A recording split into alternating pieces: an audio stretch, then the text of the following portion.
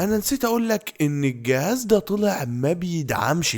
ريلمي السنة اللي فاتت عقلها خرج منها وضحت بأكتر سلسلة مشهورة ليها ريلمي رقم، ونزلت لنا سلسلة الريلمي 15 اللي كان فيها تضحيات كتير جدا، أولهم العدسة التليفوتو اللي هي أصلا سبب شهرة السلسلة دي، وضحوا بجهاز شبه ال 15 برو بلس. وجهاز شبه ال 15 برو كان محبط لدرجة إنه ما خلاش عندي شغف إن أتكلم عنه أساسا. بس السنة دي بقى في الجهاز الجديد الريلمي 16 برو بلس اللي نزل بشوية تحديثات جديدة ورجعوا كمان العدسة التليفوتو، خلاني نوعا ما حابب اتكلم عن الجهاز ده، لان الجهاز ده برضه فيه تضحيات، واتمنى ان التسعيره بتاعت الجهاز ده ما تظلموش لما ينزل مصر. فهاخدك من ايدك كده ونعرف مواصفات الجهاز ده ونشوف تصويره مع تصوير الجيل القديم، يا ترى اتحسن ولا لسه ريلمي هتفضل واقعه في الزباله. فمن غير ما اضيع وقت كتير عايزك تنزل دلوقتي حالا تعمل لايك وسبسكرايب. انا احمد السيد والنهارده هنتكلم عن الريلمي 16 برو بلس. اول حاجه خدت بالي منها في الجهاز الجديد ان هم يرجعوا يهتموا بالتصميمات تاني، يعني كنا متعودين ان احنا نشوف افتكاسات وابتكارات طالعه منهم كده في تصميمات شبه الريلمي 11 والريلمي 12 والحاجات دي كلها. فمصمم السنه دي اسمه نواتو فوكاساوا، والحقيقه لما شفت التصميم الجديد ده بتصميم بوكس الكاميرات رجعت احمد ربنا على الريلمي 14 برو بلس. الجهاز ده انا لحد دلوقتي شايفه احسن تصميم فيهم كلهم، وبوكس الكاميرات الجديد ده شكله غريب عليا، هو تصميمات اذواق بس انا مش حابه خالص، وكمان بيلم بصمات. وعن خامات التصنيع فهو بيجي بفريم من الالومنيوم وظهر من الجلد او السيليكون بوليمر، وفي كل شهادات مقاومه الميه اي بي 66 اي بي 68 اي بي 69 اي بي 69 كي. فريلمي بتقول لك انك تقدر تنزل تحت عمق 2 متر لمده نص ساعه تحت الميه بالجهاز ده وما يحصلوش حاجه.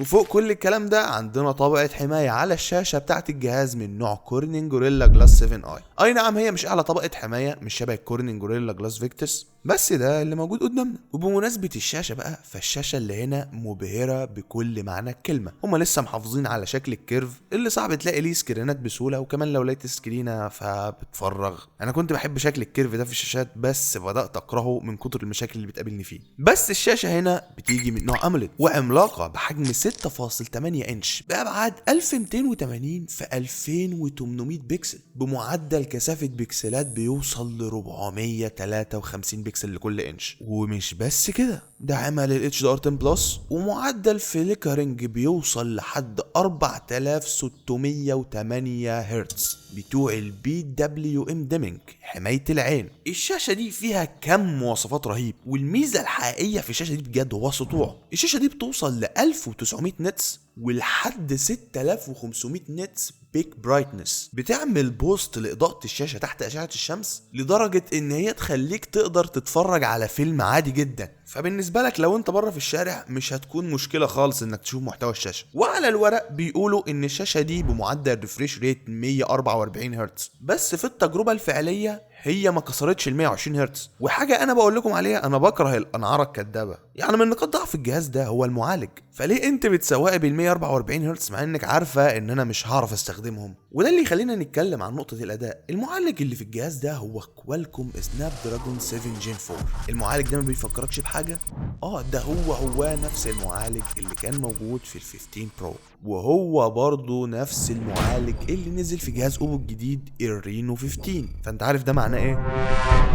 في المهام اليومية الجهاز سلس عادي جدا، واللي مساعده في كده هي واجهة ريلمي، واجهة من ضمن الواجهات الخفيفة اللي مبنية على نظام تشغيل اندرويد 16 مع واجهة ريلمي الجديدة الريلمي يو اي 7. بس ريلمي وعداك فيه ب3 سنين من تحديثات الاندرويد و4 سنين من السكيورتي ابديت. لسه ريلمي قاعدة في القاع، ما طلعتش شبه سامسونج اللي وعداك ب6 سنين من تحديثات الاندرويد في الاجهزة بتاعتها، او حتى اوبو اللي بقت دلوقتي بتوعد ب5 سنين من تحديثات الاندرويد. بس فوق كده الواجهة دي كلها فيتشرز وفيها مزايا اي اي جامده جدا. المزايا العاديه اللي احنا متعودين عليها شبه السيركل تو سيرش من جوجل والترانسليت والريكورد سامري والحاجات اللي احنا زهقنا منها اللي موجوده في كل الاجهزه دلوقتي. وفيها مزايا كمان في التصوير، فبقيت دلوقتي تقدر تكلم الجهاز بتاعك وتقول له اعمل لي كذا في الصوره. يعني مثلا الصوره دي هو عينيه مغمضه فيها، فانت ممكن تخليه يفتح العينين وكمان هو من نفسه عدل الفريم. وميزه كمان شبه تعديل الاضاءه في الصوره اللي بتساعدك لو الصوره تصويرها مش كويس فهي بتعدل اضاءتها. ومزايا تانية كتير كتير كتير. بس تجربه الالعاب مش هو التوجه الحقيقي للجهاز ده. يعني المعالج اي نعم بيلعب ببجي على 90 فريم،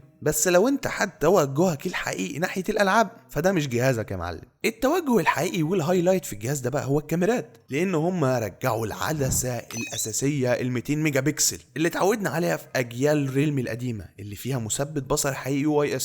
اما بقى العدسه التانية دي فهي العدسه التليفوتو، شبه ما قلت لك، عدسه بدقه 50 ميجا بكسل بتديك 3.5 اوبتيكال زوم، وفيها برضو مثبت بصر حقيقي UIS. وفي بعض المعلومات والمواقع بتتداول ان العدسه دي بيريسكوبيك، لا هي عدسه تليفوتو عاديه، لان البيريسكوبيك بتكون عدسه مستطيله. وتبسيط مخل اللي انا اقوله لك، العدسه دي بتديك زوم افضل من العدسه التليفوتو العاديه، وده بس عشان ما نشرحش الموضوع اكتر. لو حابين نشرح الموضوع ده اكتبوا لي تحت في الكومنتات. اما العدسه الثالثه فهي عدسه الترا وايد عاديه جدا، مفيش فيها اي شيء مميز، 8 ميجا بكسل. والعدسه السيلفي دي فكويسه جدا برضو، وبتيجي بدقه 50 ميجا بكسل. الجهاز بيطلع صور كويسه جدا، وخصوصا بالتصوير التليفوتو، والعدسه ال 200 ميجا بكسل اللي هتديك تفاصيل عميقه جدا في الصور. بس في حاجه ما حبيتهاش في طريقه معالجه ريلمي نفسها، السكين تون. بحس السكين تون فيه شاحبه شويه، وده شيء ممكن نتاكد منه اكتر في الفيديو الجاي لما نقارنه مع الاوبو رينو 15. فلازم تتاكد دلوقتي انك عامل سبسكرايب عشان ضروري لازم تشوف المقارنه دي. اما العدسه التليفوتو فبتديك صور كويسه وبتديك عمق في الصور، بس في التصوير الليلي في اضاءه منخفضه خالص لاحظت ان ادائها مش بيكون احسن حاجه. اما لو تصوير في اضاءات مختلطه فهي بتديك نتائج كويسه جدا، وكمان العدسه دي بتقدر توصل ل 120 اكس زوم ديجيتال. ولو انت ما كانتش عاجباك طريقه معالجه ريلمي في الصور وحاسس ان هي بتدي بوست للالوان اكتر وبتخلي الالوان فايبرنت، فانت عندك وضعين من اوضاع التصوير، الفايبرنت العادي والناتشرال اللي بيخليك تحس ان الالوان طبيعيه اكتر. وتصوير الفيديو فالجهاز ده كويس جدا فيه،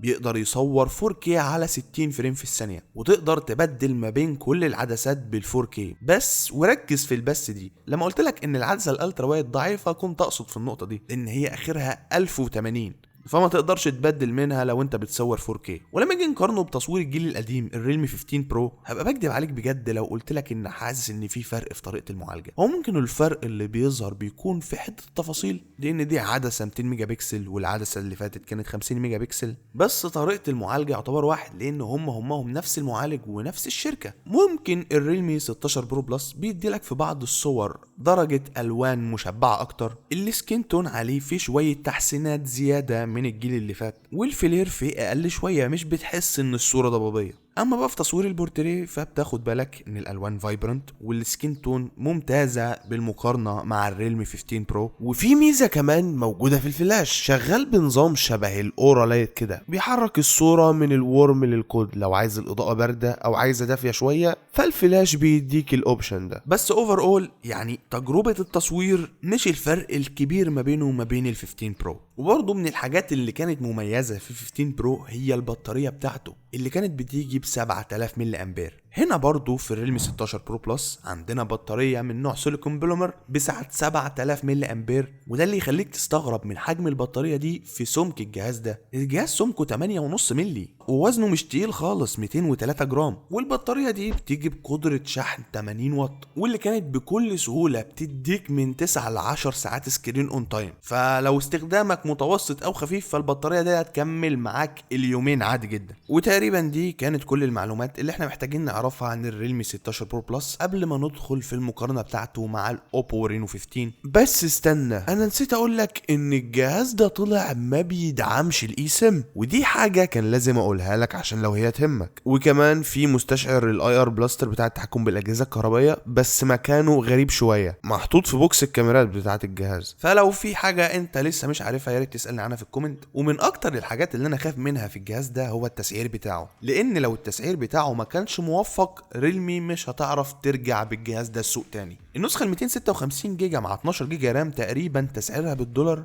حوالي ال $500، فاتمنى ان هو ينزل مصر بسعر منطقي عشان حتى يقدر ينافس. وان شاء الله لما ينزل هتلاقيني كاتب لك كل الاسعار شبه ما اتعودنا في مصر وجميع البلدان العربيه. وبس عايزك تكتب لي في الكومنت متحمس للمقارنه اللي جايه دي ولا لا، وما تنسانيش بقى من الشير لايك وسبسكرايب، واشوفك الفيديو الجاي.